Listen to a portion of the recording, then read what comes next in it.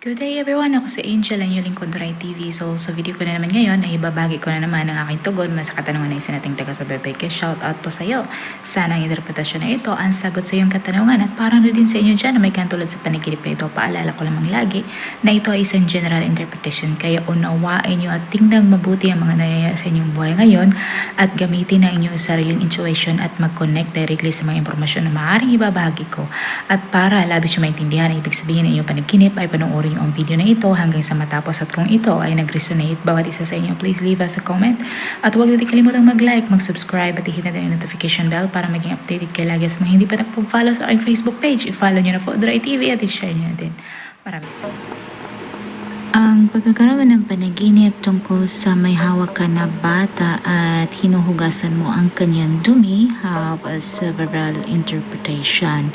At madalas ito ay related sa personal growth or ang pag-deal mo sa mga mahihirap na emotions or ang pag-release ng mga negativity.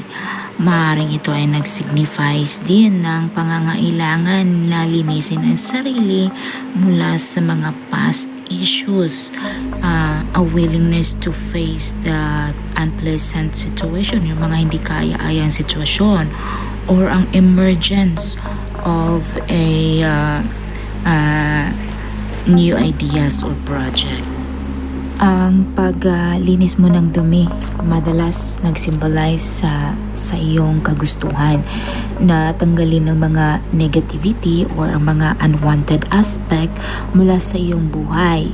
And ito ay maaring nag-involve ng pag-let go mo ng mga masasakit na nakaraan or mga unhealthy habits o di kaya isang toxic relationship.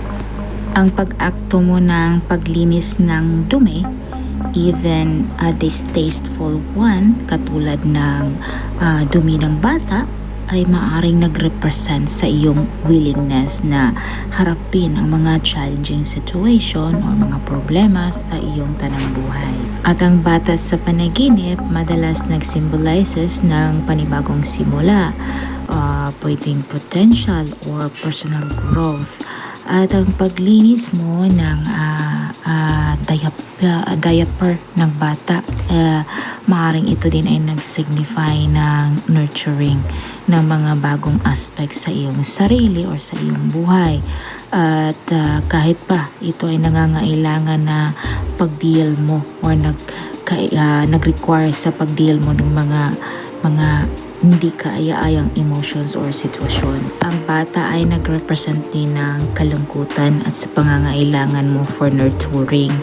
At ang panaginip ay maaaring nag-highlight sa pangangailangan mo ng pag-aalaga sa sarili or a vulnerable aspect sa iyong personality.